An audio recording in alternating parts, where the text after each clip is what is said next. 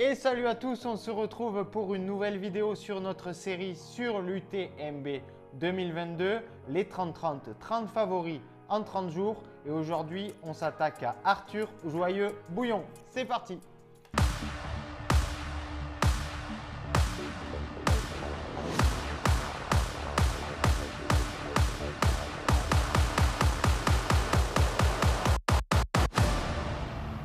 Allez, alors on est parti avec Arthur Joyeux-Bouillon. Qui est-il? D'où vient-il? Quel est son palmarès et quel est mon pronostic pour son UTMB 2022? C'est ce qu'on va voir tout de suite. Alors, Arthur Joyeux-Bouillon est un gendarme et ultra-trailer de 28 ans qui habite à la Rosière, une petite station de la Tarentaise.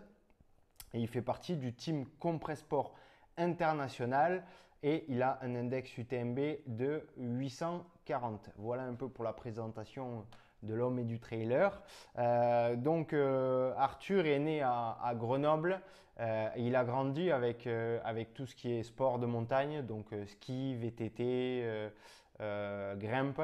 Et c'est en 2013 et 2014, donc il a 19-20 ans, qu'il va découvrir les trails, au début sur des courtes distances, entre 15-20 km. Il va enchaîner ces petits trails avec quelques petits résultats. Et c'est à partir de 2017 vraiment qu'il va découvrir l'ultra avec la Maxi Race, enfin, ou du moins le trail un peu plus long avec la Maxi Race. Qui fait 85 km, où il terminera 36e de cette Maxi Race de 2017. Ensuite, l'année 2018, elle fut marquée par un premier résultat remarqué et remarquable, 9e de la CCC. Mais également 8e à Cape Town en Afrique du Sud, sur l'Ultra de Cape Town. Donc deux très beaux résultats déjà en 2018 qui font parler de lui. Ensuite en 2019, il va confirmer son potentiel avec une 11e place au 90 du Mont Blanc et 2 victoires. Donc chez lui sur le Trail de la Rosière et à Montreux sur la MX Alpes qui à l'époque ne faisait pas 75 km mais que 55 ou 60 km. Donc voilà, ensuite la fin de saison 2019 sera un peu plus compliquée avec un abandon sur la TDS et sur la Diag. Ensuite 2020, bon, Covid plus les quelques courses qu'il fait, c'est pas trop ça. Et 2021, là, on est sur la renaissance, puisqu'il va prendre une sublime 3e place sur la TDS, juste derrière Sébastien Croquevig et Benoît Girondel.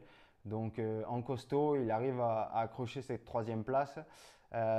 Et ensuite, quelques résultats en dents de scie en fin 2021. Mais il reste quand même dans le top, puisque 2021, il participera au Grand Raid de la Réunion également, où il terminera 24e. Donc ça reste quand même dans le top mondial, mais quelques mois avant, il avait fini 3e de la TDS. Donc après, il y a aussi cette histoire de récupération. Avait-il bien récupéré?